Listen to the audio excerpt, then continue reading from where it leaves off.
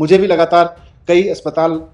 सुबह से एसएमएस भेज रहे हैं, व्हाट्सएप भेज रहे हैं, ईमेल्स भेज रहे हैं। सरोज अस्पताल है, राठी अस्पताल है, शांति मुकुंद अस्पताल है, तीर्थराम अस्पताल है, यूके हॉस्पिटल है, जीवन हॉस्पिटल है, इन सब का कहना है कि हमारे यहाँ पे ऑक्सीजन खत्म हो गई है। हम जैसे तैसे उनको कुछ सिलेंडर कहीं से दूसरे उससे रीअरेंज करके, थोड़ा सा किसी का स्टॉक ज़्यादा है उससे करके कराने की कोशिश कर रहे हैं, वो हमने कराया है। लेकिन इंटरनल अरेंजमेंट तो सिर्फ और सिर्फ बहुत मेकशिफ्ट अरेंजमेंट 2-3 घंटे के लिए हो सकता है, उससे ज़्यादा हो नहीं सकता।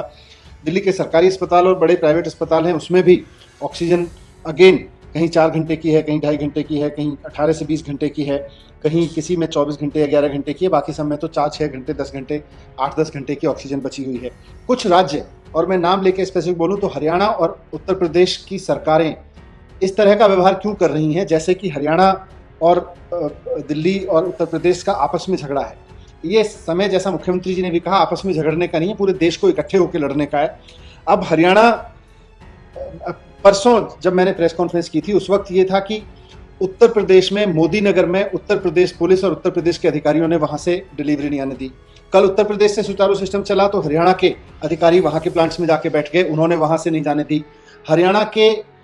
पानीपत के ऑक्सीजन के प्लांट से, जो एयर लिक्विड का प्लांट है, वहां से रात को 3 बजे तक ऑक्सीजन नहीं निकलने दी दिल्ली की, 12 बजे तक, और जब जाके 12 बजे वो अधिकारी हटे उसके बाद में निकली है। अगर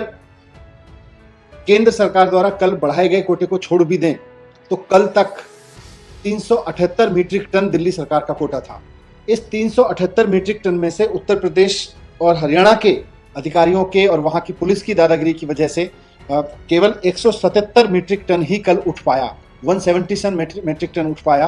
जो कि 378 मीट्रिक टन उठना चाहिए था, क्योंकि जहां से उठना था, जहां से ऑक्सीजन उठनी थी, वहां पे पुलिस और वहां के अधिकारी आके बैठ गए, वहां के सीनियर अधिकारी आके बैठ कर उन्होंने वहां दिल्ली के लिए ट्रक को एंटर ही नहीं करने दिया। आज भी यही स्थिति बनी हुई है हरियाणा और उत्तर प्रदेश दोनों में। आज जो दिल्ली में चारों तरफ से ऑक्सीजन की त्राही त्राही मच रही है, उसका सबसे बड़ा कारण यह है कि हरियाणा और उत्तर प्रदेश दोनों में ऑक्सीजन को लेकर जंगल राज मचा रखा है। वहां की सरकारें, वहां के अधिकारी, वहां की पुलिस वहां के ऑक्सीजन प्लांट से दिल्ली के लिए ऑक्सीजन निकलने नहीं दे रही है। हमारे अधिकारियों ने वहां के सीनियर अधिकारियों से बात की है, भारत सरकार के इंटरवेंशन में भी हमने बात करने की कोशिश की है, लेकिन वहां जमीन पे स्थिति नहीं बदल रही है। हमारे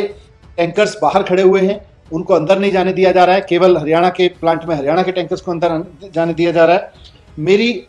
केंद्र सरकार से हाथ जोड़ के गुजारिश है कि इस समय जिस दरिया दिल्ली से, जो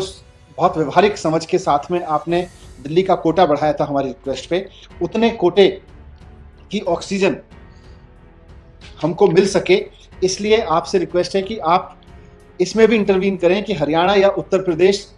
की जो सरकारें या वहाँ की जो पुलिस है, वहाँ के एडमिनिस्ट्रेटिव अधिकारी हैं जो ट्रक्स को नहीं घुसने दे रहे हैं, इसमें भी आपको इंटरवीन करना पड़ेगा, उसके बिना हो नहीं पाएगा। नहीं तो इस वक्त जो त्राही त्राही दिल्ली के अस्पतालों में मची हुई है, थोड़ी देर में या कुछ समय बाद उसमें लोगों को बचाना मुश्किल हो जाएगा। हॉस्पिटल्स के लिए भी, हॉस्पिटल्स भी कहाँ तक मेकशिफ्ट अरेंजमेंट से काम चलाएंगे, या सरकार भी आपस में मेकशिफ्ट अरेंजमेंट करके कहाँ से काम चलाएगी, अगर हरियाणा और उत्तर प्रदेश के प्लांट से ऑक्सीजन उठने ही नहीं दी जाएगी। तो ये मेरा रिक्वेस्ट है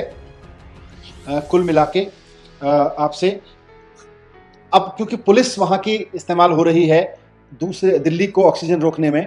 तो केंद्र सरकार से मेरा रिक्वेस्ट है कि भले ही आपको पैरामिलिट्री फोर्सेज लगानी पड़े, भले ही आपको ऑक्सीजन टैंकर के साथ में पैरामिलिट्री फोर्सेज लगा के उन प्लांट्स में ऑक्सीजन भरवानी पड़े, लेकिन ये आपको इंटरवीन करना पड़ेगा, वरना बहुत मुश्किल हो जाएगा संभालना। और ऑक्सीजन को लेके जो जंगल राज पिछले 3 दिन से चल रहा है वो और आगे बढ़ेगा और स्थिति बहुत भयानक हो सकती है।